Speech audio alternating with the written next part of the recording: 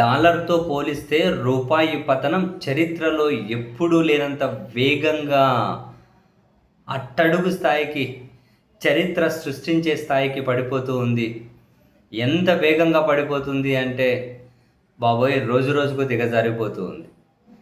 అందరికీ తెలుసు డాలర్‌తో రూపాయి విలువ గనక ఎంత దారుణంగా పడిపోతే, దిగుమతులు ఎంత భారమవుతాయో, తద్వారా ద్రవ్యోల్బణం ఎంత పెరిగిపోతుందో, ప్రజల కొనుగోలు శక్తి క్షీణించిపోయి, నిరుద్యోగం పెరిగిపోయి ఎన్ని కష్టాలొస్తాయో అందరికీ తెలుసు.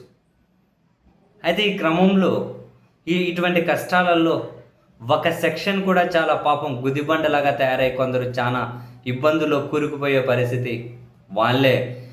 వాళ్ళ పిల్లల్ని బ్యాంకుల్లో లోన్ల ద్వారానో, లేకుంటే అప్పో సప్పో చేసి విదేశాల్లో చదివించాలి అని చెప్పి పంపించారు చూశారు. ఆ తల్లిదండ్రులకు పాపం చాలా చాలా అసలు ఏ స్థాయిలో అంటే, నాకు తెలిసిన ఒక కుటుంబం కూడా వాళ్ళ పిల్లోడిని బయట అమెరికాలో చదివించక పంపించారు. అక్కడేమో పార్ట్ టైంలో ఉద్యోగం చేసే ధైర్యం కూడా చేయట్లేదు వాళ్ళు. ఎందుకంటే ట్రంప్ వచ్చారు, రకరకాల ఇబ్బందులు పెడుతూ ఉన్నారు.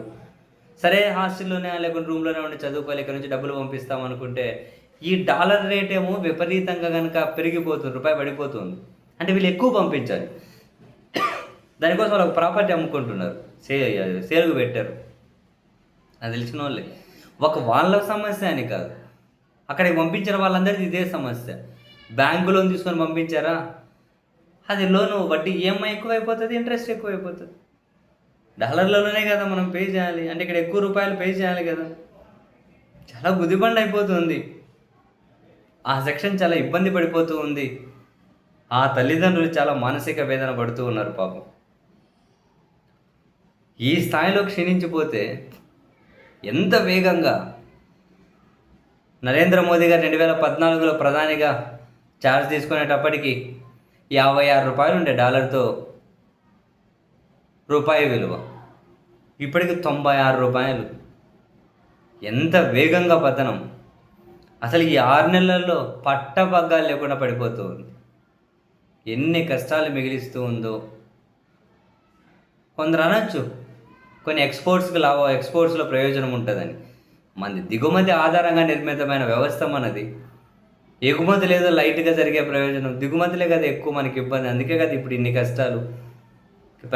బంగారు కొనొద్దు, పెట్రోల్ వాడద్దు, డీజిల్ వాడద్దు, ఇట్లాంటి ప్రతి దాని మీద ఎఫెక్టే కదా. ఈవెన్ నిత్యావసర సరుకుల మీద, ప్రతి దాని మీద ఎంత ఇబ్బందికర పరిస్థితి ఉంటుంది.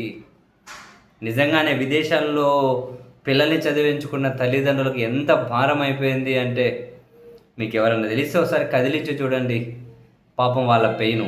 నేను విపరీతంగా డబ్బులున్న వాళ్ళ గురించి మాట్లాడట్లే. పాపం మధ్యతరగతి వాళ్ళు కూడా పంపించి ఉంటారు కదా. రోజు రోజుకు భారం అయిపోతుంది, ఎందుకంటే డాలర్ పడిపోతుంది. సెమిస్టర్ ఫీజు కట్టాలి, నెల వాళ్ళకి డబ్బులు పంపించాలి. ఎంత ఇబ్బంది, ఎంత బాధపడుతున్నారో పాపం అనిపిస్తుంది.